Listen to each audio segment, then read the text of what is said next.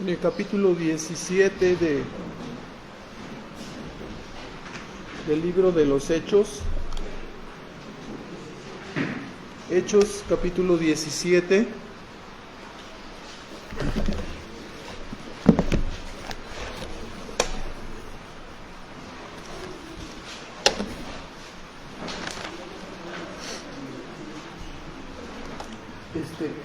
Estoy equivocado, vamos a abrir en el libro de... Sí, estamos en Irapuato, ¿verdad? Sí. Es que ya no sé dónde andamos, hermanos. El libro de Apocalipsis, por favor.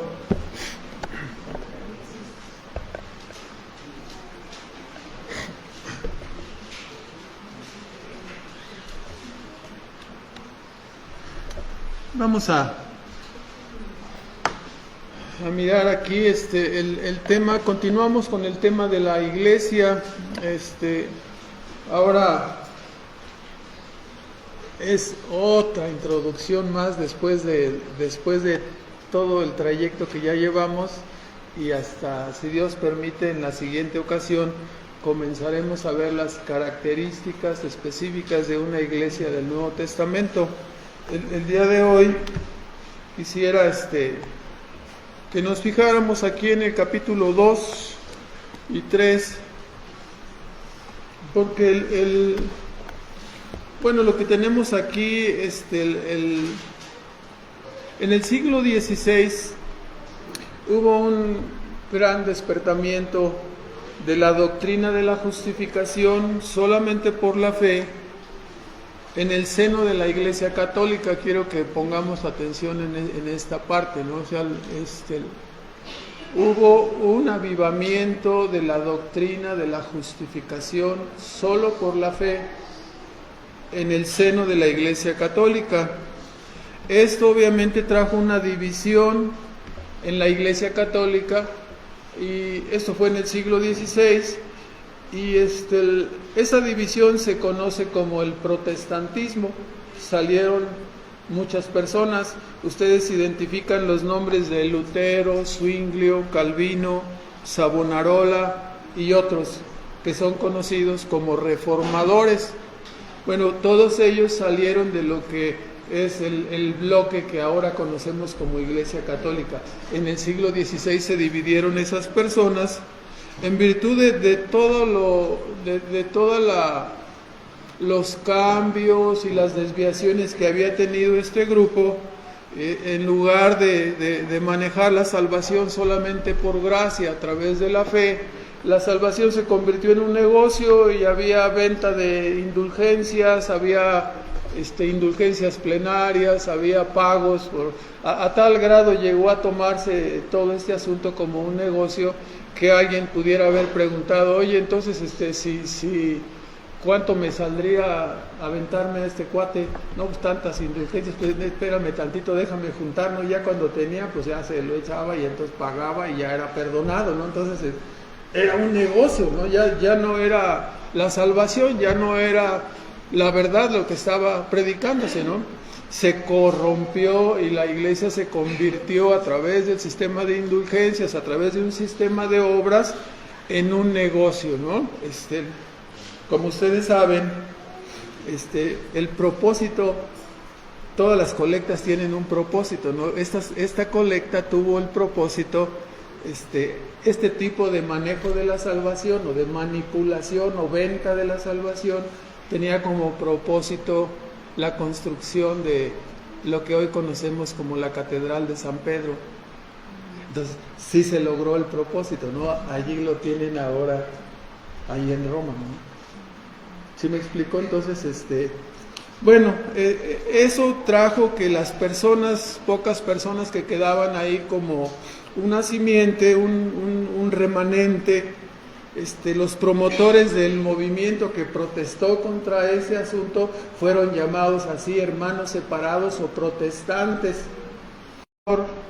Spurgeon usaba un libro en su instituto bíblico para enseñar lo que él denominaba principios bautistas, y él se apoyaba o se sustentaba en el hecho. El autor de ese libro, ustedes lo tienen por ahí, está traducido, se llama Los Bautistas Auténticos Reformadores. Ese es el libro yo he tomado algunos extractos de ese libro y vamos a hablar sobre ese punto, ¿no? Entonces, este hombre que lo escribió se llama Quincy Adams, y Spurgeon usaba en su instituto bíblico para preparar a los ministros que había de enviar a predicar a otros lugares. Usaba este libro de Quincy Adams, Los Bautistas Auténticos Reformadores, para enseñar los principios bautistas. Él lo conocía así, ¿no? El argumento en sí de este libro de Quincy Adams es que, viendo la situación que prevalecía en las iglesias en el primer siglo,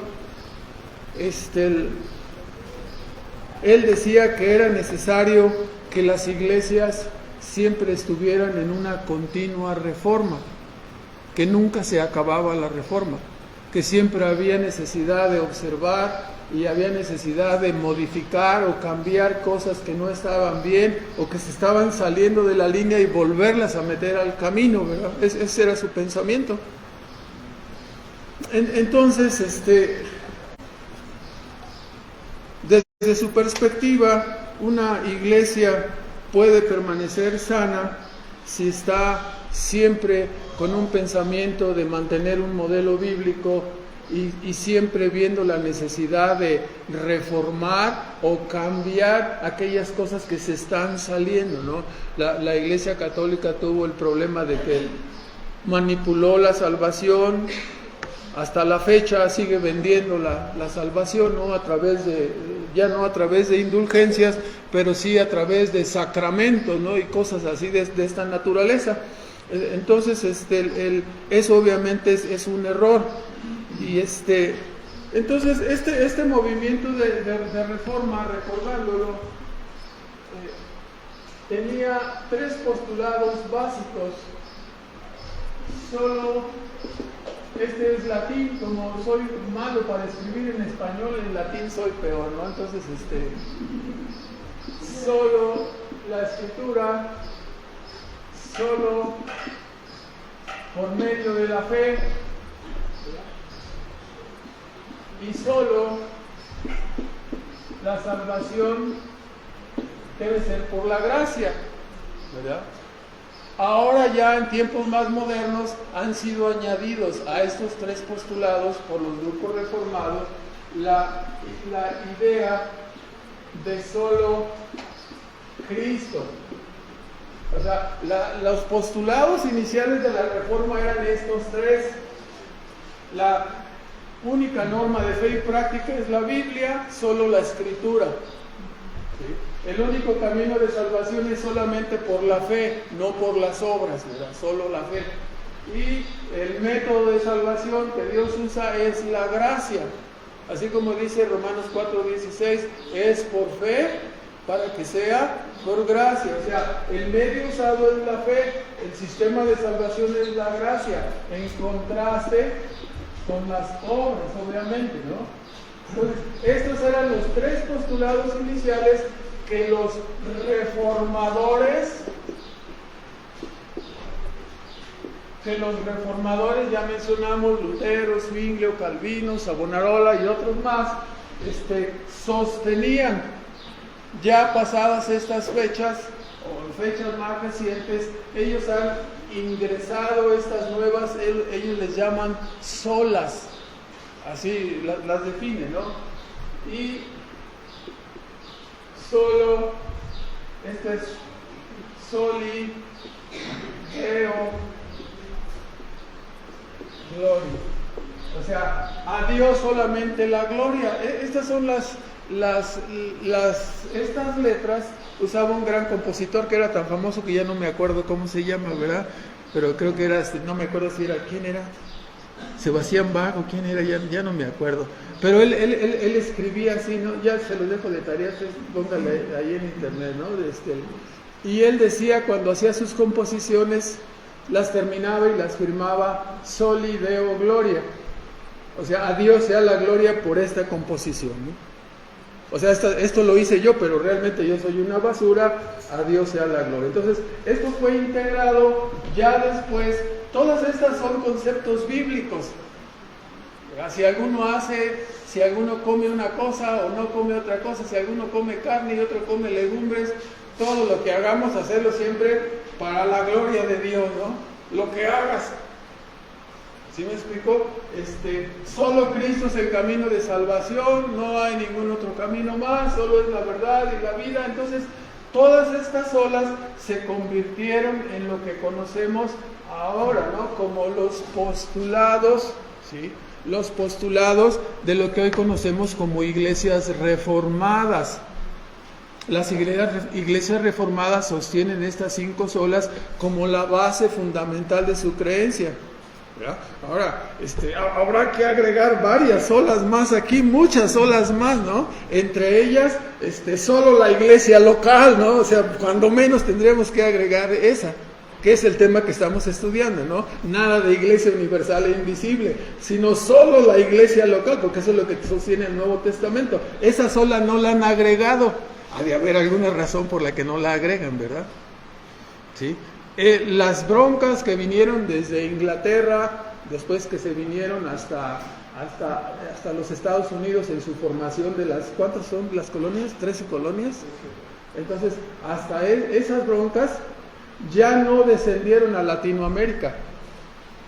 ¿Sí me explico? Ya no, pero entre grupos reformados y los grupos que sin mucho escándalo sostienen todas estas cosas, se llaman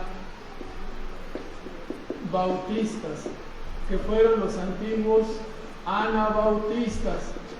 Esto quiere decir rebautizadores, porque no recibían a nadie que no tuviera el bautismo en conformidad con la Escritura. Si alguien que salía de la Iglesia Católica o alguien que salía de las iglesias reformadas venía a integrarse a los grupos bautistas, su bautismo resultaba inválido. ¿Por qué? Porque de alguna manera algunos de ellos habían sido bautizados siendo infantes y ya eran considerados, obviamente es un grave error, ¿verdad?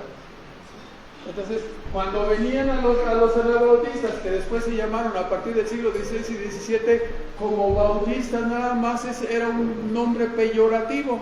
Entonces, los bautistas no aceptaban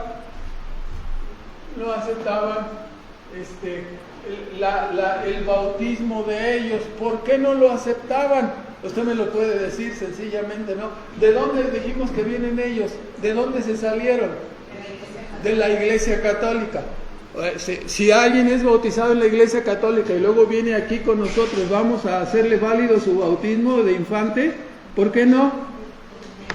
Porque no es creyente. ¿Me explico? La Biblia dice: el que creyere y fuere bautizado será salvo. Un niño es bautizado, pero no es un creyente.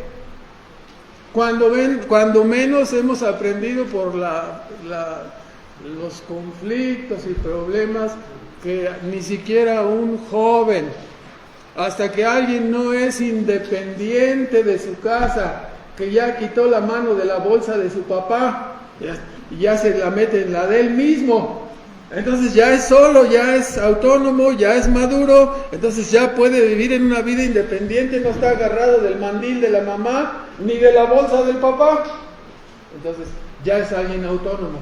Ahorita nuestros niños no son autónomos, ¿verdad? Ahorita los agarramos y es que hoy no quiero ir. ¿Cómo? ¿Qué fue lo que acabo de oír? Es que no tengo ganas. No tiene ganas de ir. Ahorita le van a dar ganas. A ver, véngase, vamos a platicar un rato. Y le dan ganas, ¿verdad? Y nos acompaña, ¿no? O sea, pero si nosotros como personas mayores, decimos que somos creyentes y no nos dan ganas de venir al culto, no es correcto, ¿verdad? Algo no está bien en nuestra vida espiritual para llegar a esa condición. Pero bueno, el punto es que todo este rollo que acabo de decir es solamente vamos a usar, todavía no comenzamos el sermón, estamos hablando de que vamos a usar ahorita la palabra como la usó este pastor que se llamaba Quincy Adams, para hablar de que siempre debemos tener una actitud de reformadores, para estar examinando las cosas que no están bien en la asamblea. Cuando dejamos de tener una actitud y, como dicen en mi pueblo, nos sentamos en nuestros reales, creo que eso quería decir, el hermano Eleazar nos podrá mejorar la interpretación, pero eso los reales eran las monedas de oro, ¿no? Donde las personas decían, ya me junté estas, ahora sí ya me puedo sentar en mis reales, ¿no? Ya soy millonario, ya tengo lo suficiente, ¿sí? Y a veces las iglesias se sientan en sus reales, pensando que están en la ortodoxia, pensando que están bien, pensando que no es necesario cambiar nada, cuando en realidad les pudieran estar dando, como a los mayas o a los aztecas, ¿no? Les pudieran estar cambiando el oro por los espejitos.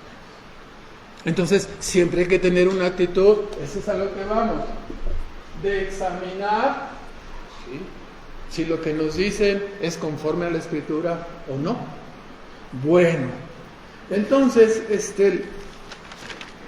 estamos todavía introduciendo el argumento de Adams, del hermano Quincy Adams, es que viendo la situación de las iglesias en el primer siglo, es necesario que siempre mantengamos una actitud de una continua reforma, que comenzaría con una reforma en nuestra vida personal y después impactaría en la iglesia, ¿verdad? O sea, si yo como creyente no tengo los fundamentos, no tengo las características, no vivo como digo que creo, digo que soy cristiano pero no leo la Biblia, digo que soy cristiano pero no oro, no me conduzco como cristiano, entonces nada más me presento el domingo y está bien aburrido esto, ¿no? O sea, ¿a qué horas van a empezar ¿a qué horas va a empezar qué? ¿La diversión? ¿El circo? No es ni diversión ni circo, es escuchar la palabra de Dios. Pero como las baterías, ¿sí? Ustedes ya no se usan, bueno, ahora sí los celulares, ¿no? Pero cuando tenías antes unas baterías y se estaban bajando y tú estabas oyendo ahí la XCW del año del caldo y empezaba así como que ya no se quería oír bien, ¿verdad? Están bajas las baterías, ¿sí? Entonces ya vino la modernidad. La modernidad consistió en que ya no usabas pilas, sino que tenían una extensión y la conectabas a la luz, entonces ya no se te acababa la pila, solo cuando se iba la luz. ¿Ah? Entonces, imagínense los que tenemos nuestra edad ya. Ahora sí me viene acompañando aquí el hermano Arturo. Para los que no lo conocen, es el papá de Iván, el hermano Iván de allá de Querétaro. Entonces, venimos bien platicadores ahorita, somos más o menos del mismo tiempo. Él es de los Bee para acá y yo también, más o menos, como de los villistas, ¿no? No de los Bee más modernos, sino de los últimos. Entonces, hermanos, el punto es aquí, ¿cuáles eran las situaciones de la iglesia? Así rápido vamos al capítulo 2, son 7 iglesias.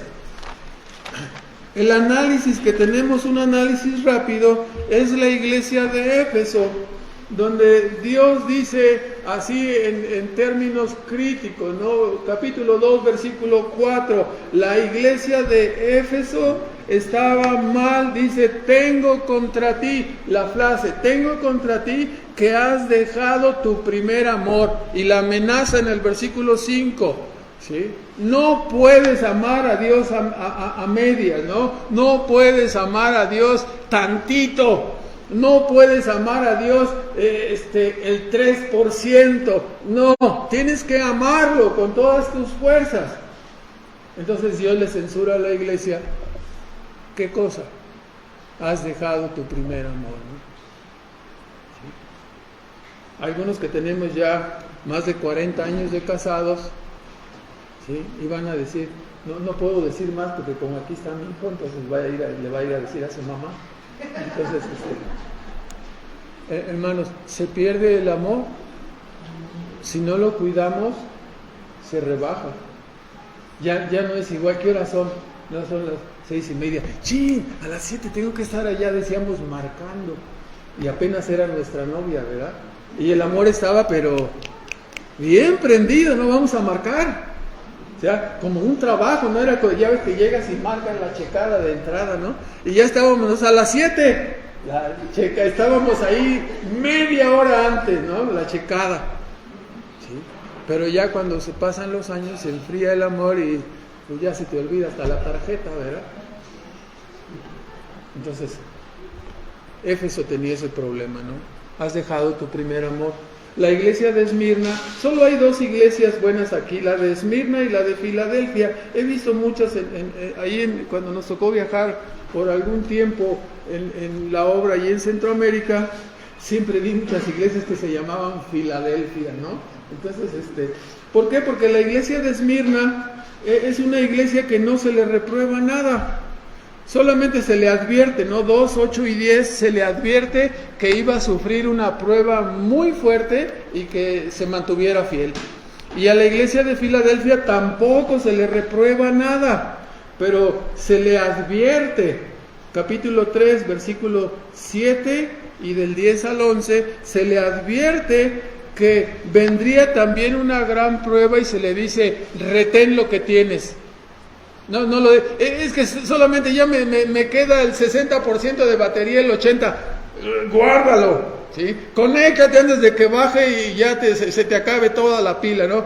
Retén lo que tienes, es lo que le están diciendo a esas 2 iglesias. No hay nada reprobable, pero les dice, vas a ser probado muy fuerte.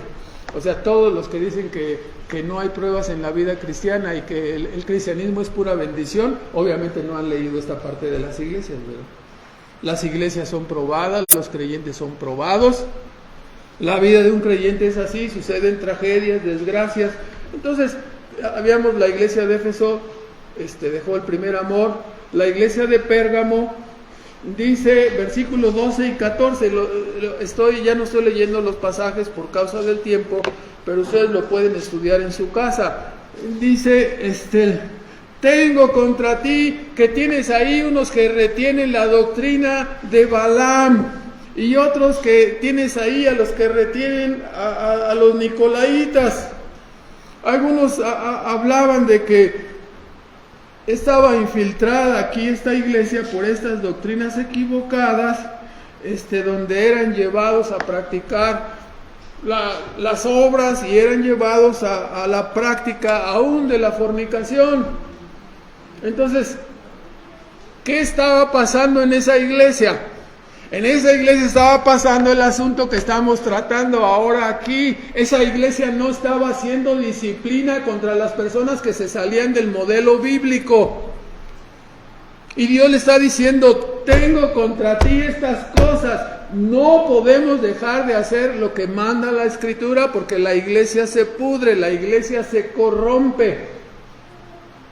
No es a gusto del ministro o a gusto de la membresía. Ok, la iglesia de Tiatira, capítulo 2, versículos 18 y 20.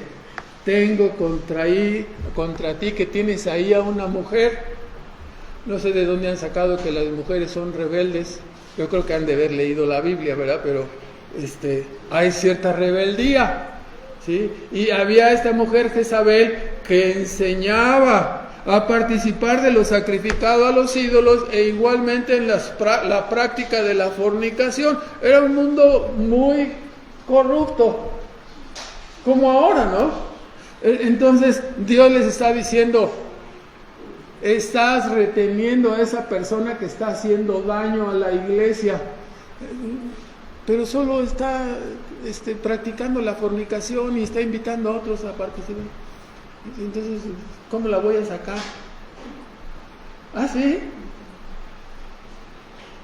Entonces Dios se enoja, ¿no?, con la iglesia y le dice, tengo contra ti. Estamos conscientes, ¿no?, que Dios le dice la Escritura desde el capítulo 1 que Dios, que Cristo está en medio de los candeleros y que el candelero son las iglesias y que los mensajeros aquí, algunos dicen, ¿no?, que el mensajero es un ángel de una iglesia y que tenemos ángel de la guarda y ángel de la iglesia y ángel de aquí y ángel de Corea y ángel el de la esquina de mi casa, ¿no? No, hermanos, aquí el ángel quiere decir la palabra mensajero, es el pastor de cada iglesia, ¿sí?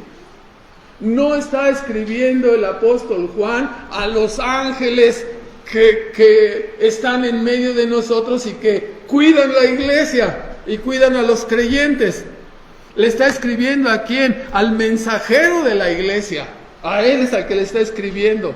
O sea, ¿de cuándo acá tenemos en la Biblia que nos comuniquemos con ángeles? ¿Alguna parte de la escritura está mandada hacia los ángeles? No, hermano, la escritura es para nosotros. ¿Sí? Es para los hombres, no para los ángeles. Entonces, aquí escribe al mensajero de cada iglesia, ¿no? Entonces, sigue diciéndole, tienes a esta persona, Jezabel, tienes a los nicolaitas, hay que hacer disciplina. En el 3:15 y 16 y 20, ¿no? Se le reprende a la última iglesia, la séptima, a la iglesia de la Odisea, Apocalipsis 3:15, 16 y 20. Dice, tengo contra ti, ojalá fueses caliente, ojalá fueses frío, pero ¿sabes qué? O sea, esas ya son palabras mías, ¿no? Me caes gordo porque eres tibio, traes atole en la sangre, ¿no? En lugar de, si me explico, de la virilidad de un creyente, traes atole en la sangre, ¿no? Entonces, tibieza, frialdad espiritual. Dice, bueno, tienes unos ahí, versículo 18, 3:18, que están procurando la santificación. Tienes unos en la iglesia que están procurando la santificación. Gloria a Dios, porque esa debe ser la actitud de todos los creyentes en una iglesia. Buscar verdaderamente la santificación. O sea, y gracias a esas personas que no están tibios, que no están fríos, sino que están calientes, entonces las iglesias tienen vida, las iglesias están sobreviviendo y yendo más adelante, quizás muchos de ellos sosteniendo a los pachorrudos, sosteniendo a los flojos, sosteniendo a los tibios, sosteniendo a los que todavía quieren poner un pie en el mundo y a ver si alcanzo a rasguñar ahí para entrar al cielo. Hermanos, entonces, todo el mensaje de las 7 iglesias ¿está algo mal? Arrepiéntete, vuelve a las primeras obras, haz las cosas, ¿no? Vuelve a pedirle a Dios, ¿sí? Si no amo a mi esposa, si estoy tibio, ¿qué le voy a decir? Pues dile que te perdone por tu tibieza, ¿no? Si estás frío para con tu esposo y él es una castañuela, ¿qué le vas a decir? Pues, mi amor, pues perdóname porque no te he sabido apreciar, no te he sabido amar y restaurar la relación, ¿no? Podemos ser tan felices como trayendo el matrimonio, ¿no? Podemos ser tan felices y podemos como iglesia estar calientitos y estar viendo la obra de la gracia y la presencia de Dios en medio de nosotros, disfrutando. Pero como dice, solamente tengo a Timoteo porque todos nada más andan pensando en lo suyo, en sus trabajos, en sus negocios, en sus quehaceres, o sea, hermanos, nos hemos metido en un tobogán horrible, ¿no? Donde no nos podemos salir, así cuando usted se subía a uno de esos juegos que dan vuelta y ya te quieres bajar porque ya te espantaste y no te puedes mover porque y no te puedes mover, ¿verdad? Entramos en un tobogán,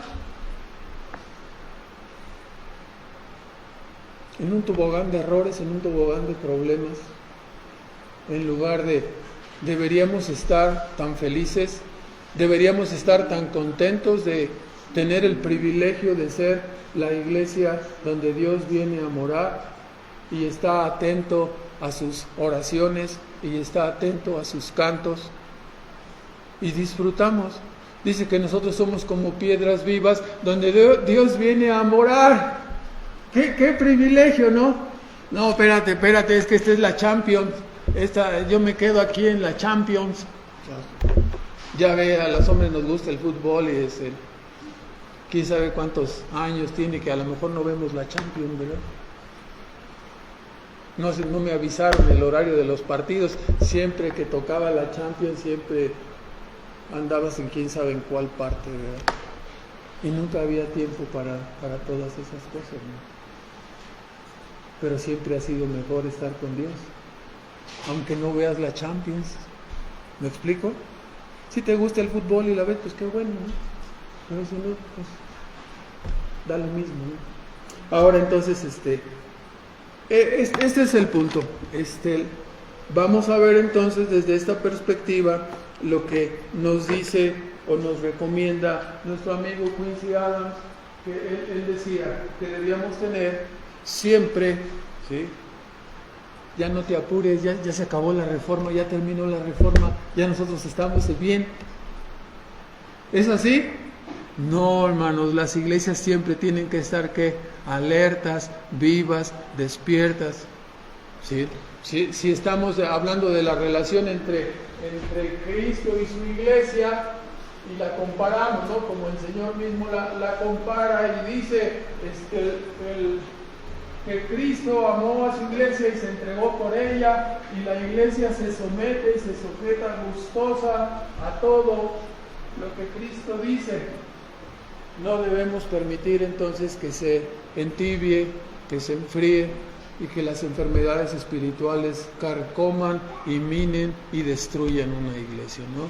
Entonces, la recomendación en forma general es: siempre debemos tener la actitud de ¿qué? De reformar lo que esté mal, de enderezar lo que esté chueco, ¿no? Y vamos a ver, usaremos entonces esta palabra reformar o reformadores como sinónimo de avivamiento, como sinónimo de despertamiento espiritual, aunque los bautistas no seamos reformadores, sino bíblicos, ¿no? Entonces, el primer punto, ¿no? Ahora sí, Hechos 17:6. Hechos 17:6. Solamente son 10 puntos, nos vamos a ir mencionando rápido. Entonces, los bautistas, los verdaderos reformadores, los verdaderos creyentes, siempre serán tratados como,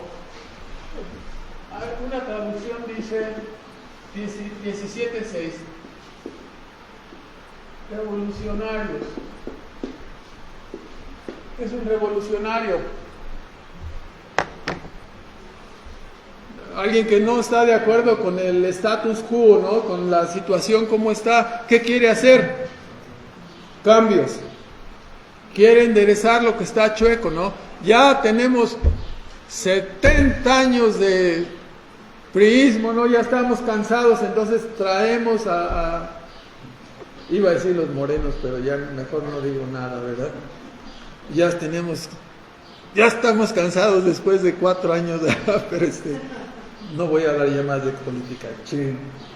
Entonces, innovadores, trastornadores, revolucionarios. Vea cómo juzgan a los creyentes, ¿no? Cuando la banda apostólica llegó aquí a Tesalónica, nos dice en el versículo 6, dice: mas no hallándolos, trajeron a Jasón y a algunos hermanos a los gobernadores de la ciudad, dando voces. Vea lo que decían de la banda apostólica. Decía: estos que alborotan al mundo, que trastornan, que revolucionan, es la palabra alborotar, revolucionar, trastornar, innovar, cambiar, transformadores, todos esos significados, ¿no? Estos que transforman al mundo también han venido acá, o sea, son unos desadaptados. Todos estamos corriendo hacia la perdición y ellos vienen a detener. No, el rumbo es para acá, estamos viviendo mal, hay que enderezarse hay que sintonizar. ¿Sí? No me vayan a decir, me acuerdo yo de muchas épocas, de muchas historias cuando estaba trabajando, ¿no? Que suena raro, ¿no?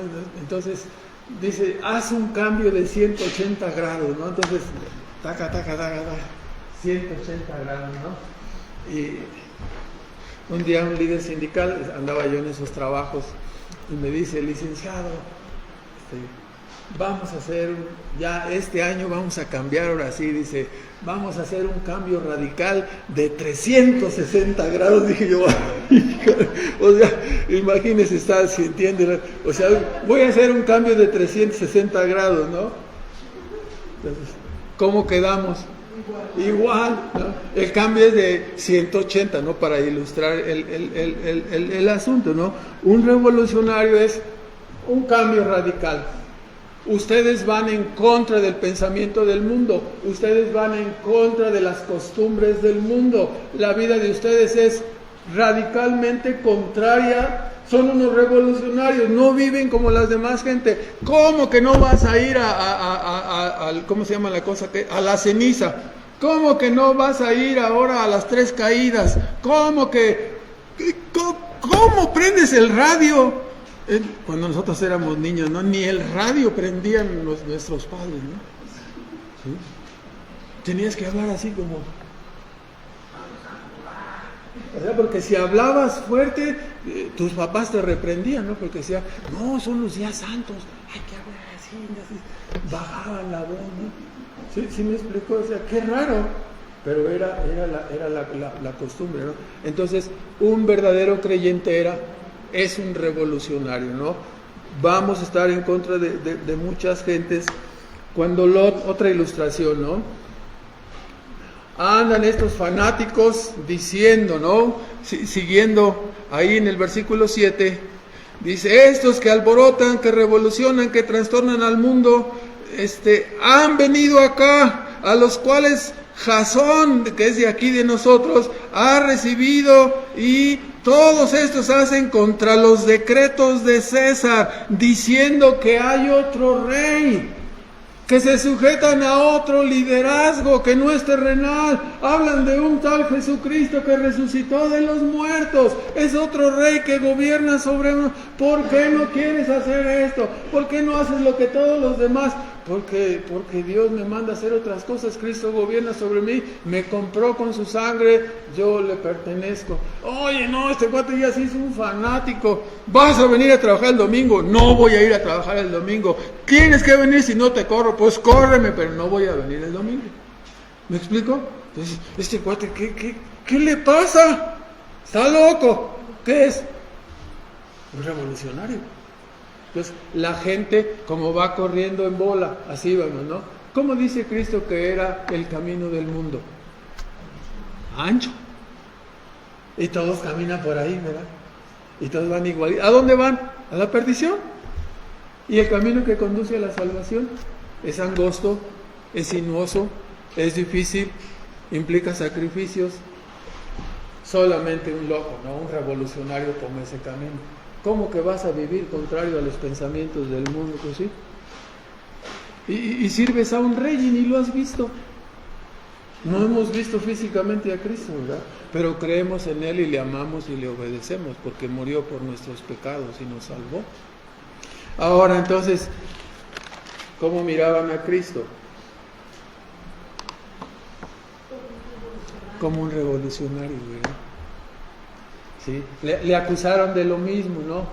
¿Sí? No quiere servir a César, está diciendo, es otro rey. Y cuando se lo llevaron a Pilato, dice, dime si eres rey. ¿Sí? Mi reino no es de este mundo. ¿Sí? Pilato se puso así como el del teléfono, ¿no? ¿Sí? ¿Sí? La imagen del teléfono, no entiendo. Era un revolucionario. Entonces, hermanos, el mensaje que traemos es así, es un mensaje revolucionario. Deja el mundo y sigue a Cristo, ¿no? Deja la mentira, deja el pecado, deja la maldad y sigue los preceptos de la Biblia. Pero es que en este tiempo no se puede guardar. Un revolucionario, sí. Entrega el mensaje. Si te oyen o si no te oyen, te toca entregar ese mensaje, ¿no? Así dice Ezequiel 3, ¿no? Del 17 al 27, lo checan, ahorita ya no lo vamos a leer. Entonces, hay que entregar, hay que descargar el mensaje. Los resultados de nuestro mensaje no nos deben preocupar. Los resultados están en las manos de Dios. ¿sí? Te oigan o no te oigan, tú entrégales el mensaje, diles que están viviendo mal. ¿Y quién eres tú para? Porque Dios me ha mandado decir, si tú vives fuera del camino, si vives fuera de Cristo, estás mal, estás desviado, tienes que arrepentirte, tienes que volverte. Pero ¿cómo? Entonces no puedo hacer nada. Si digo una maldición, estás mal. Si digo una mentirita, estás mal. Si me desvío tantito y de vez en cuando, estás mal. Tienes que arrepentirte. ¿Me explico? Segundo punto, Hechos 17:11. Un verdadero creyente siempre se cita a los creyentes de Berea, ¿no?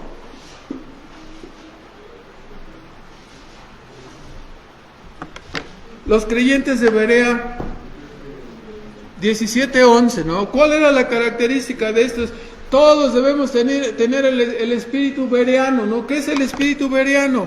Dice que cuando la banda apostólica, el apóstol Pablo y los que le acompañaban llegaban a predicar ahí en Berea, dice, enviaron a Pablo, versículo 10, y a Silas a Berea, los cuales habiendo llegado entraron a la sinagoga de los judíos, como era su costumbre ir a predicar allí, y para hablar de que Cristo era el Mesías esperado, ¿no? Y en el versículo 11 dice, y fueron estos, los de Berea, más nobles que los que estaban en Tesalónica. ¿En qué consistió su nobleza? Consistió su nobleza en el hecho de que recibieron la palabra con toda solicitud, escudriñando, había predicaciones todos los días, dice, escudriñando cada día las Escrituras, si estas cosas eran así, o sea, si lo que decía Pablo y Silas era conforme a ¿qué? Al modelo bíblico. Entonces debemos tener el espíritu bereano. No, pues es que este hombre, dicen que es muy buen predicador, hermanos. Predica conforme a la Escritura. Ese era el espíritu bereano.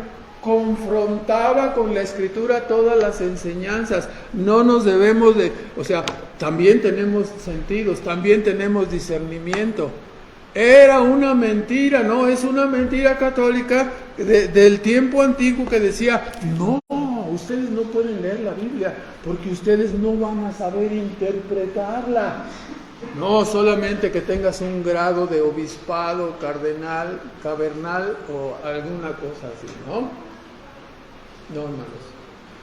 La Escritura requiere, el primer principio de interpretación bíblica es que debemos ser hijos de Dios, ¿no? Tenemos un entendimiento, recibimos un entendimiento espiritual. El hombre natural no entiende las cosas que son del Espíritu de Dios, le parecen locura, porque estas han de ser discernidas, ¿cómo? Espiritualmente. Y vosotros sois espirituales. Se tiene que tener el Espíritu de Dios para entender e interpretar la palabra.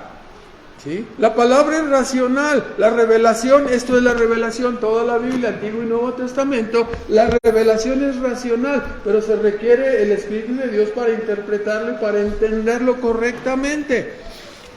Entonces, esto implica que debemos de tener una actitud de, ¿es correcto lo que se nos está diciendo? Señor, le preguntaron a Cristo, dinos cómo se obtiene la salvación. ¿Y cuál fue la respuesta de Cristo? Respondió de la manera que no nos gusta que nos respondan. ¿Cómo lees? ¿Qué dice la Escritura? No, me estás contestando con otra pregunta. Así contestaba Cristo, ¿no? Oye, ¿qué dice? ¿Esto cómo hacer? ¿Qué dice la Biblia? No, pues es que no he tenido tiempo de verla, pues. ¿Cómo que no has tenido tiempo de verla? ¿Qué lees? ¿Qué dice la Escritura? ¿Qué has entendido de lo que lees? Para constatar si lo que me están diciendo es conforme a las Escrituras, ¿no? Entonces, la Biblia es nuestro libro de texto, nuestro libro de prueba, no las opiniones, no las tradiciones, no las bulas papales. Isaías 8:20, a la ley y al testimonio. Si no es conforme a esto es porque no les ha amanecido. O sea, ¿qué debemos pensar si una persona no se sujeta al criterio, no se sujeta a la doctrina? Ay, caray. ¿Qué dice? Si no es conforme a la Escritura y si no te sujetas a ella, ¿qué dice? Está grueso el asunto, ¿verdad? Es porque no les ha amanecido, ¿no? Entonces, tercer lugar, 2 de Corintios 10:4, vamos a apurarnos. 2 de Corintios 10:4. ¿Cuáles son las armas de nuestra milicia? Dice el apóstol Pablo, ¿no? Las armas del reformador. Nuestras armas son espirituales. ¿Cuáles son esas armas? ¿Sí? La palabra, la predicación del Evangelio y la oración. ¿Cómo vas a persuadirles? ¿Con la palabra? ¿Cómo vas a lograr que cambien de opinión? Orando por ellos. No, hermanos, ¿cómo cree que fue el cambio en la vida de las personas que estamos aquí? ¿De nosotros mismos? Entendimos la verdad y venimos a Cristo, pero recibimos una iluminación espiritual. ¿Sí? Otras personas nos demostraron por la Biblia, nos demostraron por la palabra, la verdad, y iglesias enteras estaban orando por nuestra salvación. Estábamos orando por el avance de la causa de Dios y su reino en este mundo. Señor, venga tu reino, se hecha tu voluntad, nadie quiere hacerla, trae a tus hijos. ¿Y qué dice Hechos? Y el Señor añadía, 2:47, el Señor añadía a su iglesia cada día a los que Él iba salvando, ¿no? A los que habían de ser salvos. Entonces, hermanos, usted recuerda, ¿no? ¿Se acuerda de la palabra cruzadas? Sí se acuerda, ¿no? Nos enseñaron que hubo cruzadas, ¿no? ¿Y de qué se trataba? De ir a robarle a la Nueva España todo lo que tenían ahí y forzar a todos los indios a que dejaran su idolatría y que te inclinaran a la Macarena. ¿Sí me explico? Y luego llegaron así, ya conquistamos, esta es la Nueva España, ¿no? O sea, hermanos, la extensión del reino en la Iglesia Católica fue a través de ¿qué? ¿De la predicación del Evangelio? No, hermanos, fue a través de la conquista. O sea, todavía nos medio fusilan cuando alguien se atreve a hablar de eso, ¿no? No, este cuate aborrece a los españoles. Hermanos, los españoles ni ninguna parte de la Iglesia Católica en el mundo han ido a predicar el Evangelio para ganar a las almas. Ha sido por la espada, ha sido por la codicia, para robarse su oro, para robarse su dinero, y ya han engañado. Si estaban engañados con un ídolo, les pusieron otro. No ha sido predicando el Evangelio. Las armas de nuestra milicia es la predicación. Las iglesias evangélicas ahora avanzamos a través de predicar, no a través de forzar a nadie. Usted y yo, como nacimos en este país, ni nos preguntaron, nos llevaron a bautizar, nos llevaron a confirmar, nos llevaron a la primera comunión y luego ya no nos pudieron quitar los cuernos y nos fuimos al mundo. No hubo ninguna salvación, todo era solamente ¿qué? Sacramentos externos, no había ningún cambio. No ha predicado hace muchísimos años, cerca de 1700 años, que la iglesia no predica el Evangelio, ¿no? La Iglesia Católica. Entonces, ganaban ¿cómo? Por cruzadas. Dominaban y agarraban ahí al brujo de la tribu y ya, ¿sí? Lo convencían de cualquier manera, pero nunca fue predicando el Evangelio, hermanos. Entonces, las iglesias hoy en día somos mandados. ¿Cuál es la verdadera iglesia? Es lo que estamos, hacia donde vamos, ¿no? La que es conforme al modelo bíblico, conforme a la Escritura. Entonces, así, ¿no? El famoso San Agustín utilizó el texto que dice, ve por los caminos y fuérzalos a entrar. ¿Ya ves? Pues hay que meterlo, o sea, es por tu bien. Te bauticé por tu bien, te confirmé por tu bien, ¿sí? ¿Para qué? Te amarré a la idolatría con las dos manos y atrás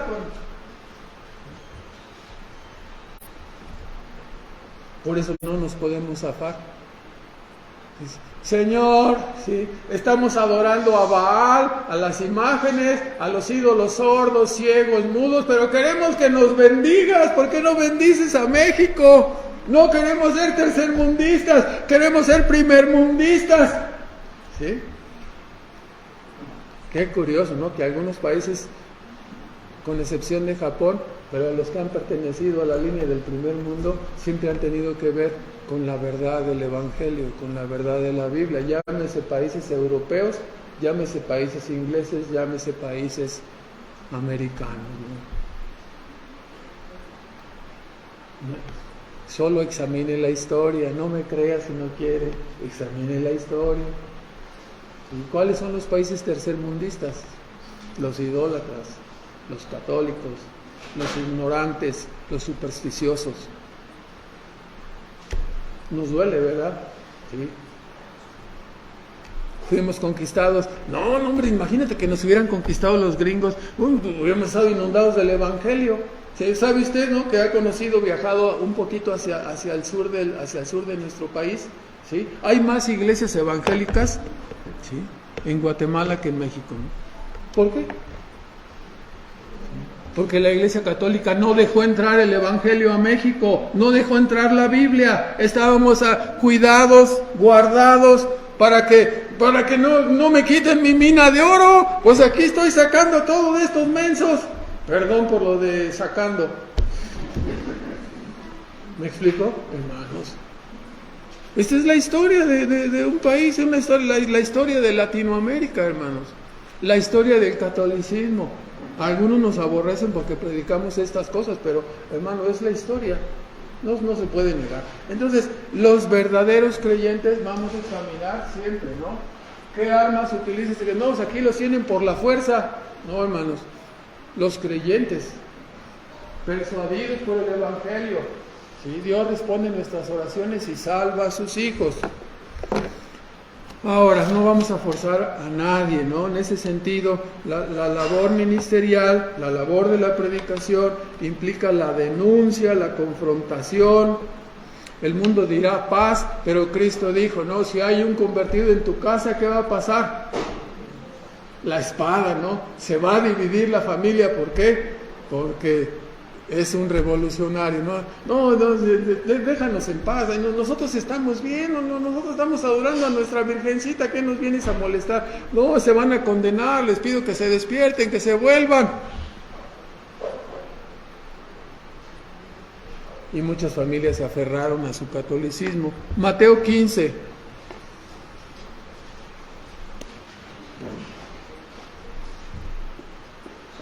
Un verdadero reformador, un verdadero creyente, siempre pondrá por encima la Escritura, la palabra, sobre las tradiciones, sobre las costumbres. En el tiempo de Cristo había una religión establecida y era la nación a la cual Dios se había revelado. Todas las demás naciones fueron dejadas en la ignorancia, pero Dios se reveló a la nación de Israel. Entonces en Mateo 15, ¿no? La norma es la palabra, no es la opinión, es la palabra de Dios, nuestra norma de fe y práctica, por encima de la tradición. Es que siempre lo hemos hecho así. Aquí en esta iglesia siempre hemos tocado el tamborazo y hemos tocado y así, no sé, brincamos en la adoración y saltamos y echamos casi aeróbics ahí. Hay iglesias así, ¿verdad? Porque le echamos mucho fervor a la adoración. ¿Y qué dice la Escritura? Que debes echarle ¿qué? Mucho movimiento, mucha salsa al asunto. Hermanos, conforme a las Escrituras, ¿sí? En el tiempo de Cristo había unos que le echaban mucho sabor a su ritmo, entonces eran muy estrictos, ¿no? Los fariseos. Capítulo 15, versículo 1 al 6, dice, llegaron con Jesús a decirle, a ver, acabamos de ver ahorita tus discípulos. ¿Y qué estaban haciendo? Los agarramos comiendo con las manos sin lavar. ¡Ah! O sea, ¡qué pecado! O sea, qué cochino, ¿no? Pero ¿qué pecado? O sea, nos debemos lavarnos las manos, ¿no? ¿Me explico? Lavarnos las manos, sí, para comer, porque andamos con eso de los virus, los contagios y no sé qué, pues entre más te laves las manos, dejas ahí el virus, con el jabón eliminas las posibilidades, arrasas el virus, tienes tus manos limpias, lavas la lechuga, porque si trae ahí champiñones o lo que sea, ¿no?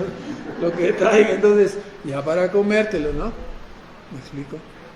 La higiene, ¿no? Pero ellos estaban diciendo, es pecaminoso comer con las manos sin lavar. ¿Cómo entraste al mundo? Tuviste contacto con el mundo, saludaste y luego llegas y comes así con las manos contaminadas.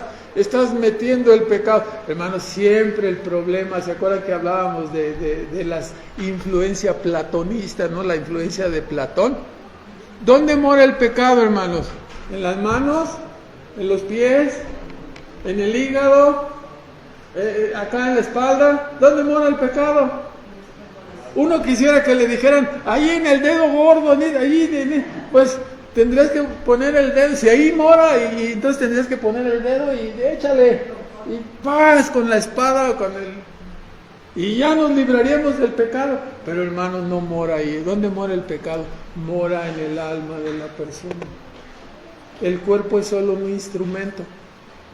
El pecado mora en el alma. A ver, báñate 5 veces.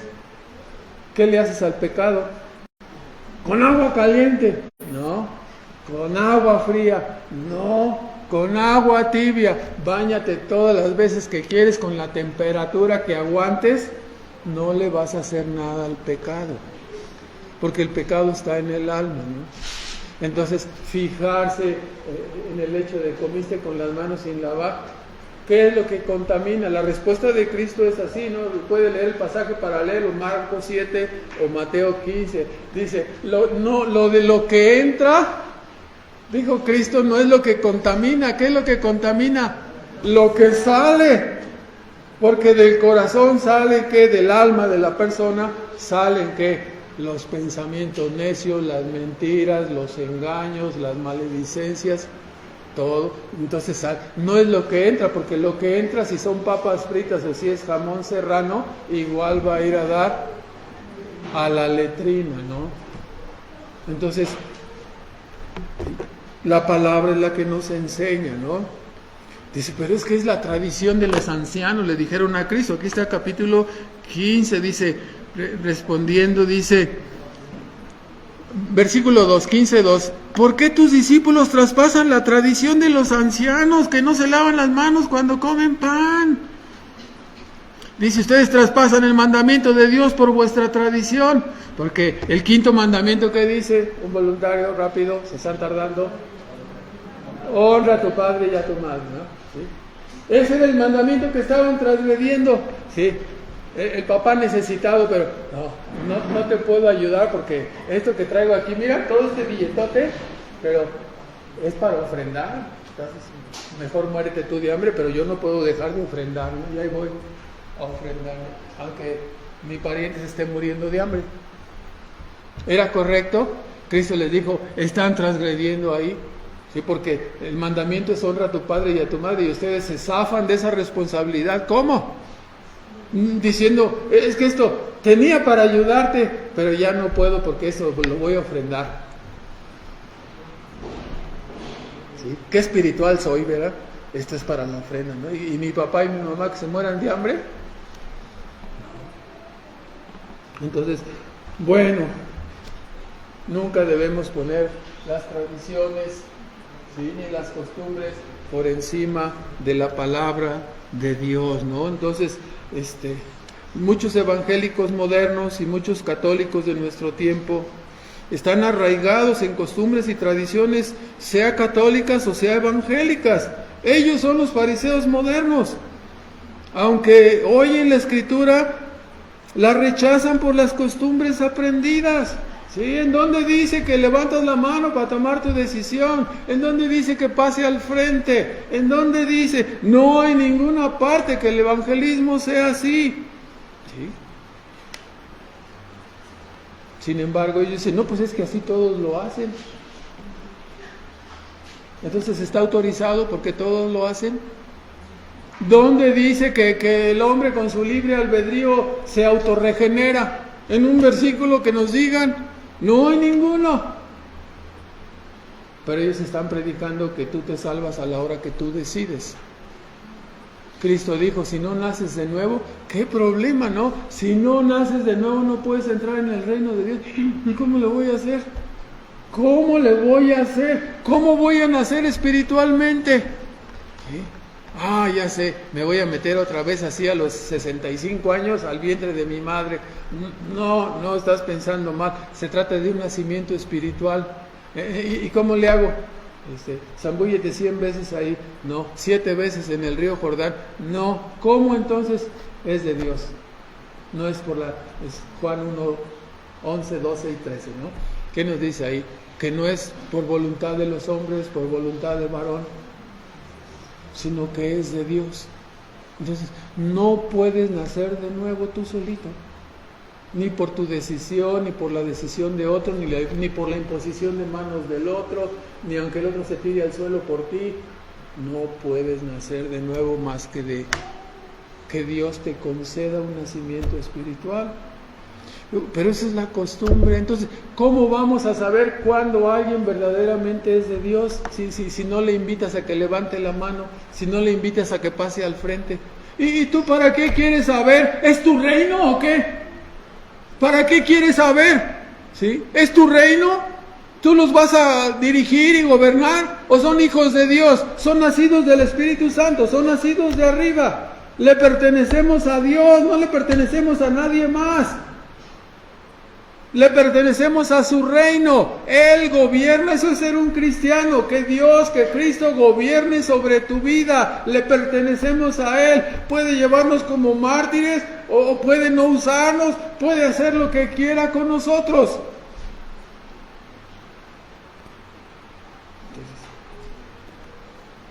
Entonces, algunos no lo entienden, ¿no? Como los fariseos.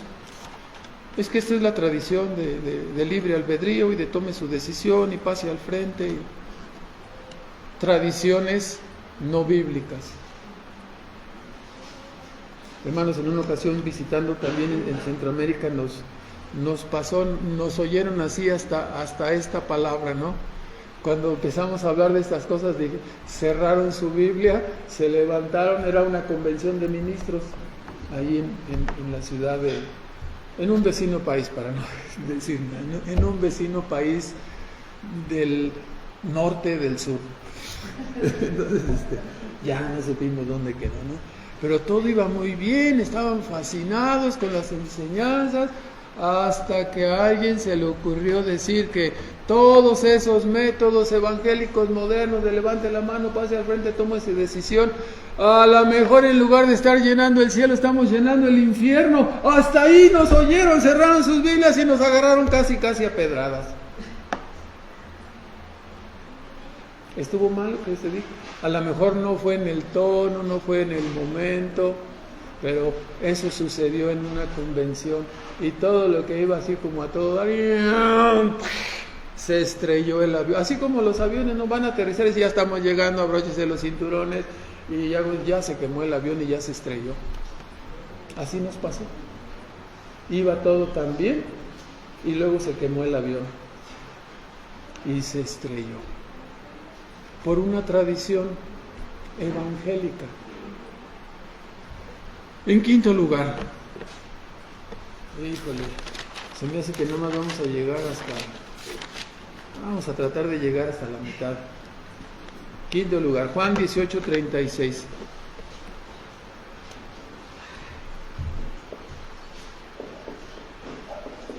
estamos hablando de una restauración espiritual. ¿De qué se trata esto? Es la restauración de un reino espiritual. Cristo se acercó, como veíamos, ¿sí?, en el anuncio del Evangelio. Hay perspectivas del reino de Dios que pertenecen al pasado, que pertenecieron al presente en el tiempo cuando Cristo vino a predicar y fue anunciado por Juan el Bautista, y tienen una perspectiva de cumplimiento futuro. Hay un reino espiritual. Ese reino espiritual ha sido el que dio origen al mundo, es el poder de Dios manifestado y en un reino global sobre este mundo, dirigiendo la nieve, la lluvia, el granizo, el agua, los árboles, distribuyendo las frutas, o sea, ese reino espiritual está sobre nosotros. El cielo gobierna. Nabucodonosor tuvo que ser convertido en animal 7 años, ¿sí?, para que reconociera que esto era así, ¿no? Entonces, ese reino está ahí, pero los hombres dijeron: ¡no! Nosotros vivimos solos, nos separamos de Dios, sacamos nuestra bandera de independencia y hacemos lo que se nos antoje. Entonces, el hombre agarró su camino solo, ¿sí?, escuchó al diablo. ¿Qué le dijo el diablo? ¿Se acuerda usted? ¿Seréis como? Ya no me sujeto a lo que diga el reino de arriba, sino yo soy Dios. Es que esto es pecaminoso. ¿Quién dijo? Dios, esto no es pecado. Para mí no es pecado y entonces no es pecado. No me digas. Entonces tú vas a establecer los valores. Eso ha sido lo que ha hecho el hombre, ¿no? Entonces estamos llenos de puros rebeldes. ¿De qué se trata el Evangelio? ¿De qué se trata? Se trata de una restauración espiritual. Se trata de volver al hombre hacia Dios. Se trata de sacar al hombre de su locura y volverlo hacia Dios. De eso se trata el Evangelio. Es un mensaje de amor y de misericordia. Se trata de: vuélvete, hombre caído, regresa a ser la criatura de Dios que desde un principio fuiste diseñado para adorarle y servirle a Dios. Y el hombre dice: no, yo voy a vivir mi vida independiente. Y se echó ese viaje desde el jardín del Edén y salió volando, ¿sí?, por todos los países y por todas partes, haciendo ¿qué? Su voluntad. Y a Dios: oye, no, vuélvete, no me molestes. Oye, arrepiéntete, no des lata. Oye, ven aquí otra vez, regresa a adorar la Biblia, a ser una criatura de Dios, un adorador de Dios. No te metas en mi vida, yo vivo como yo quiera. Es la única vida que tengo. Sí, mi ídolo ya saben quién es, ¿no? Todos están esperando que diga Ricky Martin, pues sí, mi ídolo es Ricky Martin y yo voy a hacer lo que a mí se me antoje, voy a vivir mi vida loca.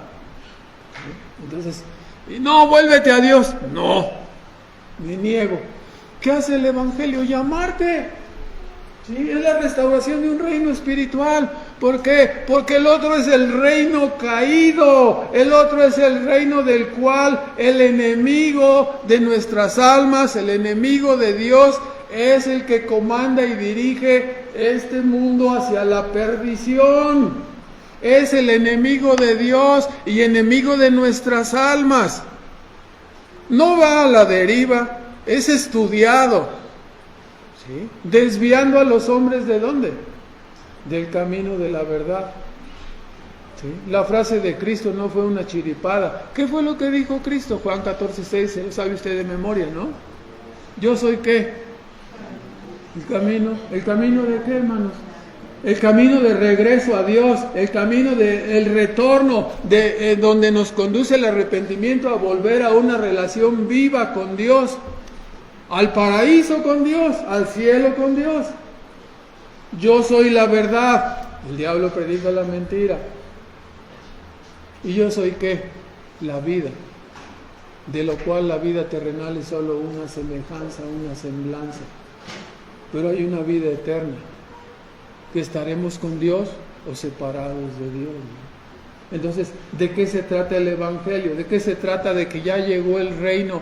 Se trata de que Dios está juntando a sus hijos y va a traer su reino y todas las promesas que Él ha hecho al final del tiempo, en el futuro, y todos los demás serán echados fuera a la condenación, porque una persona rebelde en contra de Dios, en contra de Cristo, en contra de la verdad, no le sirve a Dios, es inútil para Dios. Solamente sirve para ser convertida en un pedazo de leña para el infierno eterno. ¿Sí? Cuando usted, ya hemos dicho esa ilustración, si a usted se le descompone el celular y ya no se puede conectar con la red y lo lleva a arreglar y te dicen, le tengo que cambiar el display. ¿Qué? ¿Qué es eso? No, es el display. ¿Cuánto cuesta? 1500. Ay, 1500. Eso me costaría otro teléfono nuevo, ¿no? ¿Sí? ¿Qué le pasa? No me conectan, pues ya no sirve. No puedo ver mis videos en el YouTube. Necesito cambiarle el display. ¿Sí? Entonces, 1500. Pues mejor lo tiro y me compro uno nuevo, ¿no? ¿Y qué hacemos con el hombre que ya no sirve? Te falló el display. ¿Sí? Ya no adoras a Dios, ya no lo sigues, ya no lo obedeces, no quieres hacer lo que Él dice, ahora quieres hacer tu voluntad. Se rompió, pero bien, como dijo el ranchero, bien rompido, en lugar de roto, por supuesto, ¿no? Se echó a perder tu vida. ¿Cómo te vas a regresar? A través de la reconciliación por medio de Cristo. Pero no quieres venir. Buscamos una restauración espiritual. Buscamos volver el mundo hacia su estado original antes de la caída. Es una restauración, es una reconfiguración. Nos tienen que meter y hacerle al chip y volverle a corregir y unos 80,000 zapes porque no damos el ancho y para enderezarnos, ¿verdad? La iglesia está llena de pecadores. Juan 18:36, ¿no? Dijo Cristo respondiendo a Pilato, ¿no? A ver, yo me imagino que en una forma insolente se dirigió allí, ¿no? A ver tú, prisionero, ¿ya no sabes que tengo poder para librarte? Ningún poder tendría si no te fuera dado del cielo. ¡Ay, caray! Bueno, dice, a ver, ¿eres rey o no eres rey? O sea, ¿de qué tenía miedo Pilato? De que fuera un competidor de su reino, ¿verdad? ¿Sí? ¿Y de qué hablaba Cristo? ¿De un reino terrenal? Hablaba de un reino espiritual.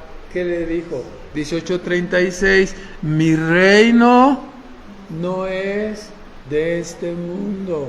Entonces vamos a un reino espiritual, a una restauración. Cristo no vino a edificar un reino terrenal, sino un reino espiritual. Esto es la iglesia. Por lo tanto, la primera restauración que Dios hace con sus hijos es la regeneración, es la salvación. Si tú te saltas eso y en lugar de predicar el evangelio para la salvación, bautizas al niño recién nacido, el bautismo infantil afrenta el precepto, no es espiritual, el niño no ha nacido, el niño no es creyente. Te vas a llenar como iglesia de puros incrédulos. ¿Y cómo se comporta un país lleno de incrédulos? Un país lleno de incrédulos es un país lleno de rateros, de corruptos, de infractores que no respetan la norma, que no respetan la ley, que no se les puede encargar nada. Es parecido a un país que está entre Guatemala y Argentina y para arriba Canadá. ¿Cómo se llama ese país? No me lo digan. Tiene muchos nombres, ¿no? El bautismo infantil descubrió, ¿no?, la amalgama entre la iglesia y el mundo, ¿no? Y metes a los no regenerados. No, o sea, ¿cómo que no pasa mi hijo? ¿Cómo que no puede entrar a esta escuela? Ahí te va, por abajo del agua, ¿no? No, sí, hijo, sí puede entrar.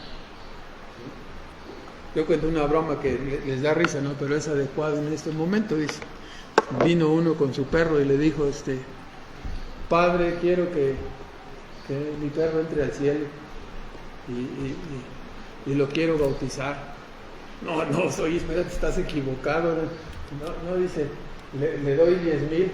Ay, dice, ¿por qué no me dijiste que tu perro era católico? Perdón por la ilustración, ¿verdad? Hermano, bautizan a todo mundo. Así debemos ser nosotros, bautizamos a todo mundo, ingresamos a la membresía cualquiera. Si alguien se vuelve a comportar como eran del mundo, ¿qué vamos a decir? No, nada, hermano, no lo disciplines, te falta amor, ya ni la haces. Si apenas es la tercera vez que lo agarramos borracho, ¿ya lo quieres expulsar? No me digas. ¿De qué estamos hablando? Estamos hablando de la iglesia, estamos hablando de la verdad. ¿Sí? Si no se comporta como un creyente, pues entonces no es un creyente, ¿no?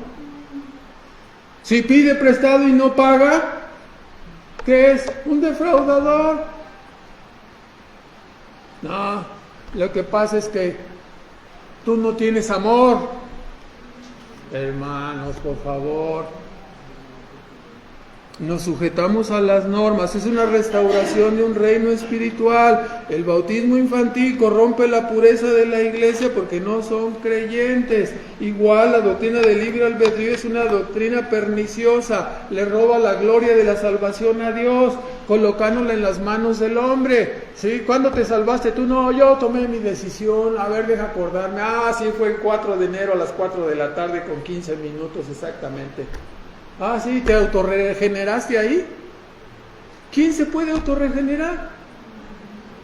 Si ya te lo dijo tu papá y tu mamá, ya no sé qué hacer contigo, eres un pillo de 7 suelas, no cambias, vuelves a lo mismo, ¿no?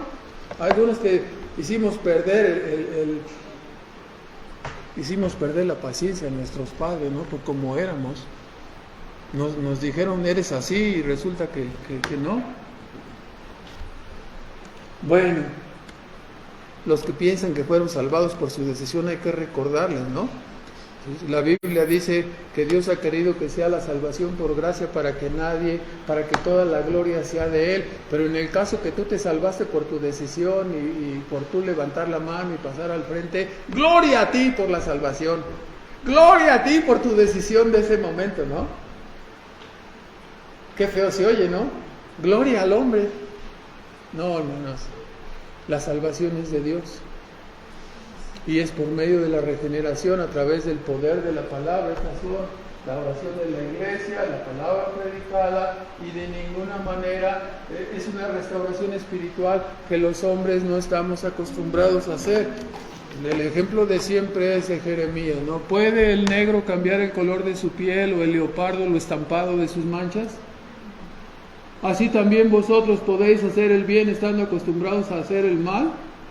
No, tiene que haber una regeneración, es la salvación de parte de Dios, ¿no?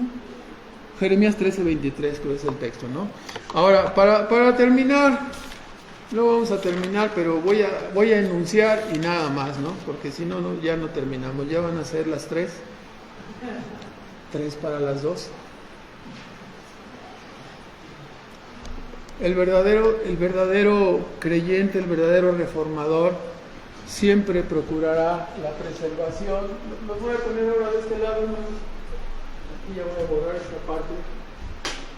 La preservación de la libertad, de la conciencia y el alma. Sí, no es difícil entender esta parte, ¿no? No hay membresías obligatorias en la Iglesia de Cristo. ¿Qué quiere decir esto? Que no introducimos a las personas en la membresía de la Iglesia, ¿sí? Por ejemplo, si yo forzo a la persona así como se va a casar con mi hija y le va con la escopeta atrás de la persona del varón, ¿no? Sí, le pregunta el juez, acepta a mi hija por esposa, una que no está guapa ni nada, entonces y el otro está como diciendo, iba a decir, y se me le empujó, y sí, la acepto, ¿no? O sea, está violentando la libertad de la persona, ¿no? está casándose a fuerza. Cuando nosotros forzamos, ¿sí?, a través de una campaña, ándale, toma tu decisión, pásale al frente, ¿qué estamos haciendo? Es lo mismo. Estamos forzando y obligando a la persona, no estamos respetando la libertad de la conciencia de la persona. Cristo tiene puros seguidores, ¿qué, hermanos? Voluntarios. Él ha conquistado nuestro corazón con su obra. Él ha conquistado nuestro corazón con la redención que Él efectuó, ¿no? Él ha transformado nuestras almas y le seguimos ahora libremente. No hay membresía obligatoria, ni de infantes. Errores trágicos en el catolicismo y en el presbiterianismo, ¿no? No se los mandamos decir, lo decimos directamente y abiertamente. ¿Por qué bautizas personas? ¿Por qué bautizas a los niños si son inconversos? No, es que la teología del pacto es que así los ingresamos al reino. O sea, no hay un concepto bíblico, ¿verdad? Entonces, ¿cuál es el principio bíblico? Lo que diga la palabra, eso es lo que vamos a hacer. Entonces, ahora, no solo la preservación de la libertad y la conciencia, sino todos los creyentes, la igualdad de todos los creyentes. O sea, ¿qué quiere decir esto? Se refiere, no, la Biblia no enseña que la iglesia sea una democracia pura, ¿no?, como algunos pudieran pensar. Primero, porque Dios gobierna sobre los creyentes, porque les ha regenerado y les conduce a obedecer la verdad de la palabra, ¿sí? No es una democracia lo que nos dirige para orientar nuestras mentes, conciencias y decidir las cosas del reino de Dios, su palabra, ¿no? Entonces, es más bien, sería como una especie de teocracia, ¿no?, donde Dios gobierna por su palabra en nuestras vidas y así nos conduce, ¿no?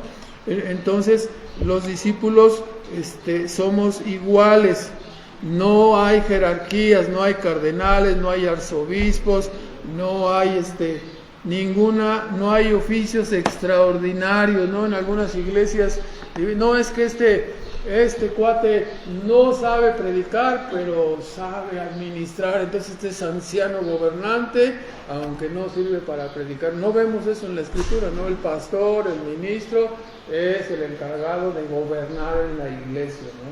Gobernar dirigido y circunscrito por la palabra, no es al criterio personal, es por la palabra de Dios. Si algún ministro hace algo fuera de la palabra de Dios, entonces tenemos que llamar con la autoridad de la palabra y decir, te está saliendo de la palabra, te está saliendo en esta parte. No, pero yo soy el pastor y... No, hermanos, es con la palabra. ¿Me explico? Entonces, somos como los de Berea. Si vemos si algo está chueco, todos los creyentes debemos estar alertas por si algo está chueco. ¿Qué? Hablarlo y meterlo a la obediencia, ¿no? Ahora, entonces, así rápido, aquí ellos en el tiempo del pastor, una traducción sujeta, en este caso, a la palabra, ¿no? Una traducción honesta, vamos a decirlo así, ¿no? Porque cuando dices la palabra, lo estamos viendo, la palabra eclesía quiere decir que asamblea, ¿no? Asamblea. Entonces, todas las asambleas son locales y visibles, ¿verdad? Entonces, cuando tú usas esta palabra y dices para hablar de una iglesia invisible, ¿qué estamos haciendo? Estamos haciéndole una violación al significado de la palabra, a la interpretación o a la traducción de la palabra. Entonces, vamos a ponerlo en estos términos, ¿no? El principio de la correcta traducción bíblica, ¿no? La palabra, ¿sí? Como veíamos igual con la palabra baptizo, ¿no? Baptizo. ¿Qué quiere decir la palabra baptizo? Quiere decir sumergir o inmergir. ¿Y qué pasó con estas traducciones de eclesía y de bautizo? No se tradujeron por conveniencia, sino que se transliteraron, como ya hemos visto, en bautizo o bautismo y iglesia. Al hacerlo, estamos provocando que se cometan errores de interpretación en la Escritura. Entonces, cuando este hombre, Quincy Adams, que estaba en lo álgido de discusiones como estas, él decía, nos sujetamos al principio de la correcta traducción de la Biblia, como dice Apocalipsis 22, 18 y 19, que no debemos ¿qué? Añadir ni quitar del Evangelio. Entonces, si traducimos mal, estamos provocando errores, ¿no? Entonces, ¿por qué los traductores hicieron esto? Porque en el tiempo en que en Inglaterra se hizo esta traducción que tenemos ahora en nuestras manos, ¿sí? La Iglesia Anglicana, ¿sí?, manejaba el bautismo de infantes, ¿sí?, y bautizaba de la forma que conocemos nosotros como aspersión. Le echan un chorrito, por eso cuando me cayó se me cayó todo el pelo en esta parte, ¿no? Entonces, te echaron ahí aspersión. Entonces, ¿qué quiere decir la palabra bautizo? Sumergir. Entonces, si no la traduzco, puedo seguir rociando a los niños y cobrando por ese rociamiento, ¿no? Y además integrándolos al reino de Dios y al cielo y a mi bolsa para que se llene. Ya ve que algunas iglesias se han enriquecido, ¿no? A través de lo que ellos llaman, ¿qué? Sacramentos. Se presta a la equivocación, ¿verdad? Entonces, esto es lo que ha generado tantas cosas, ¿no? Ahora, hay que regresar al orden sencillo, 9, lo voy a poner de este lado, al orden sencillo de la iglesia. Esto es en Hechos 2, todo el libro de Hechos, en el capítulo 2, del 1 al 47, ¿no? Nos dice que compartían, que comían con sencillez de corazón, que tenían todas las cosas en común, y ya ve cuántas cosas sucedieron debido a este pensamiento, ¿no? Algunos lo malinterpretaron, ¿sí? Algunos cayeron en el engaño, ¿no? El regreso al orden sencillo de las iglesias primitivas es regresar a vivir como creyentes, hermanos, predicando el Evangelio, ¿sí? Ellos tenían siempre el deseo de ¿qué? De esparcir el Evangelio, y mandaban a este por acá y a este otro por allá y a predicar el Evangelio. Tenían un espíritu misionero, ¿no? Y aprovechaban las oportunidades para predicar el Evangelio. Entonces siempre hay que mantener ese estilo, ¿no? Al estilo de las iglesias primitivas. Debemos entonces regresar a ese orden sencillo. Hablamos de la sencillez en cuanto a que Dios va a premiar la fidelidad de sus iglesias. Cuando una iglesia es diezmada por conflictos internos, por problemas doctrinales, donde la iglesia se ve afectada en el número de congregantes o en el número de miembros, debido a la necedad y a la terquedad de algunos hermanos por permanecer en el modelo bíblico, no debe preocuparnos. Lo que Dios premia es la fidelidad al modelo bíblico, no la cantidad de personas que tiene una iglesia. Siempre pongo el ejemplo de este autor que se llama Arthur Pink, Este autor tuvo un ministerio de alrededor de 35 años como pastor de una iglesia. La membresía de su iglesia durante esos 35 años fueron 15 personas durante 35 años. 15 personas era la membresía de esa iglesia. Y lo único que hizo este hombre que nos queda como influencia es que escribió un libro que usted conoce que se llama La soberanía de Dios y los atributos de Dios.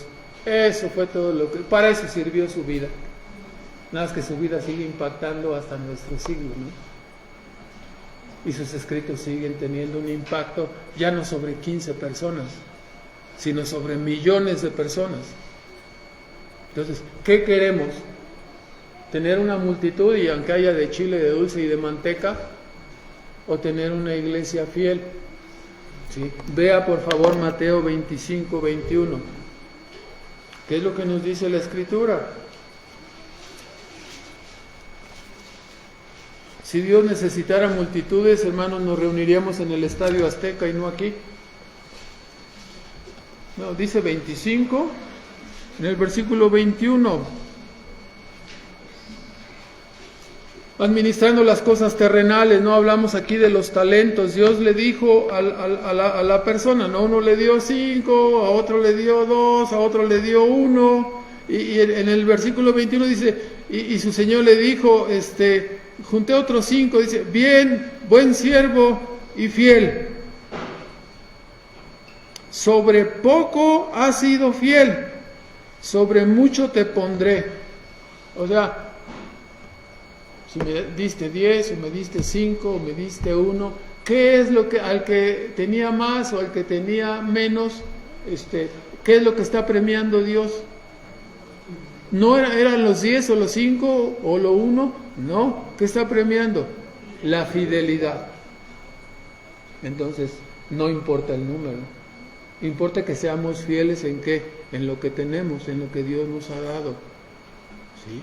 El último siervo que le había dado uno dijo, no, pues como yo sabía que eras muy estricto y muy duro para juzgar y todo, pues aquí tienes tu talento que me diste y está, pues échenlo para afuera, este no sirve para nada, ¿verdad? Entonces, se trata de ser ¿qué? Fiel. El premio es a la fidelidad. ¿Sí? Dios mira lo de este mundo, lo de este reino terrenal aquí, como lo poco, pero ve grandemente lo que es para el futuro, ¿no? Lo espiritual, la riqueza espiritual. Esta iglesia, ¿sí?, vale porque es predicado Cristo en ella y porque está siendo exaltada. Debemos de seguir siendo fieles a la obediencia. La iglesia no vale por el número de personas. Nos da gusto que vengan más, nos da gusto que sean muchos, pero la iglesia vale por la fidelidad a la palabra. Dios estuvo de acuerdo, Ezequiel 43 y Ezequiel 44 lo leen en su casa. Dios se goza de que su iglesia sepa separar entre lo santo y lo profano, entre lo limpio y lo inmundo. O sea, no le importan las cantidades. ¿Qué me importa? Que seas verdaderamente santo, que verdaderamente me estés siguiendo a mí, que verdaderamente me tomes como algo aparte, como algo especial, y que dejes el pecado y la basura y la inmundicia por otro lado, que lo separes. No, cómetelo, hay salchicha y piedras, pero tú cómetelo parejo. No, espérame tantito, ¿cómo vas? Si comes piedras te vas a enfermar, ¿no? Hay que separar las piedras, ¿no? No, es que yo tengo un estómago muy bueno. Así decía yo cuando era joven, ¿no? Pero ahorita ya no. Hay que separar lo malo, hermanos. Y por último, es obvio que la obra de Dios debe ser hecha. Lo voy a poner así en términos modernos, ¿no? Con ganas. Ya escuchamos que a Dios no le gusta la mediocridad. A Dios no le gusta que seamos tibios o neutrales. A Dios le gusta que la obediencia. Ilustración. Saúl, vas a ir contra Amalek y vas a destruir a todo lo que tenga. Personas mayores, personas jóvenes, animales, no tomes nada del anatema, no tomes nada de lo maldito, no lo agarres, no lo tomes. ¿Sí? Y luego llegó Samuel, ¿no? Y se tardó tantito, era como el hermano Omar que llegaba tarde un poquito, ¿no? Entonces, venimos viajando. Luego les digo que quiero que retrasen un poquito hasta las 12:30, hermanos, porque venimos a matacaballo, ¿verdad? Entonces eso no está bien, ¿sí? Luego cuando les hablen que ya chocamos, no va a estar bien, ¿verdad? Entonces mejor nos venimos más después. El hermano venía como loco. Entonces, bueno, regresamos. Saúl mata a todos. No te dejes nada. Y luego llega Samuel retrasadito y dice, ¿qué pasó? ¿Cómo estás? Y se oyen las vacas, ¿no? No sé cómo hacen las vacas, ¿no? Pero por ahí más o menos, ¿no? Entonces, y dice Samuel, ¿qué es eso que oigo? Dice Saúl, es que sí, dejaron lo más lo más bueno y todo eso lo apartaron, ¿sí? Y luego sale otro cuate, el rey de Agag, ¿no? ¿Qué pasó con Agag? ¿No te dije que mataras a todos? No, dice, es que el pueblo guardó y le perdonaron también la vida a Agag. ¿Cuál fue la orden que recibiste? Que te apartes de todo mal, que te apartes de todo pecado, si pareces y más o menos, separa entre lo limpio y lo que está mugroso, ¿sí? Te vas a contaminar, entonces separa, ¿no? Seguir las instrucciones de Dios. No lo siguió Saúl y fue desechado como rey, ¿sí? Y el profeta Samuel era tremendo, ¿no? Agarró la espada y descuartizó a Agag. ¿Me explico? Algo si en tu mente está, ¡qué exagerado, Samuel! ¿Sí? Por tan poquita cosa hermanos, una poca de levadura leuda toda la masa. Si tú desobedeces un poquito y te sales tantito del modelo bíblico, vas a acabar apostatando del modelo bíblico. Ok. Entonces, el otro ejemplo, ¿no? El caso de Acab, que debía acabar con todos los sirios, igual Dios le dijo, acábalos a todos. Primera de Reyes 20, 42 y 43, pero perdonó a Ben-Hadad. Entonces llegó el profeta y le dijo, bueno, vino un cuate, dice, en la guerra y me encargó a uno y me dijo, aquí te dejo este prisionero, no lo dejes escapar, porque si lo dejas escapar es vida por vida, ¿no? Y luego, ¿qué pasó? Dice, no sé cómo estuvo, pero me descuidé y se me escapó. Entonces, vida por vida. Cuando se le dijo eso a Acab, el rey de Israel, el rey del norte, dejaste escapar al rey de los sirios. ¿Sí? Es vida por vida. Ahora vas a morir tú en lugar de él. O sea, es muy exagerado Dios en sus mandatos, ¿no? No podemos hacer lo que, aunque sea poquito, no podemos desviarnos. Tiene que ser como Dios ha dicho. Si nos desviamos tantito va a haber problema. Entonces hay que ser, a Dios no le gusta la tibieza. No dijo Jeremías que no debíamos ser indolentes en la obra del Señor, Jeremías 48:10. No podemos ser neutrales en lo que requiere la firmeza. Entonces, basado en estos 10 principios, más o menos, dichos muy rápido, quizás normalmente nos llevamos 3 horas en hablar de todo esto, pero ahora lo hemos visto como en 50 minutos y fracción, como 1 hora y media. Entonces, a partir de la próxima vez vamos a ver 10 marcas específicas de la iglesia neotestamentaria y Vamos a dejarlo hasta aquí, vamos a hacer un aterrizaje forzoso y vamos a hacer una oración, por favor. Padre Celestial, te damos las gracias por permitirnos en este día estar en la adoración, en tu causa, en tu reino. Y te pedimos que nos ayudes a examinar primeramente nuestras vidas. Queremos ser personas fervientes para servirte, para adorarte. Queremos obedecerte no en una forma mediocre, sino en una forma rotunda, contundente. Ayúdanos, Señor, a mirar a tu Hijo Jesucristo y asemejarnos a Él, seguir sus mandamientos, sus enseñanzas. Y ayúdanos, Padre, a valorar la verdad, a ver la responsabilidad con que has cargado nuestras almas acerca de tu iglesia. Y te pedimos, Padre, que tú que has levantado este grupo de creyentes, tú lo preserves y tú lo guardes, que tú añadas a él, a este grupo, a esta iglesia, a los que tú has salvado, Señor. Ayúdanos a sostenernos mirándote a ti y dejar los resultados en tus manos.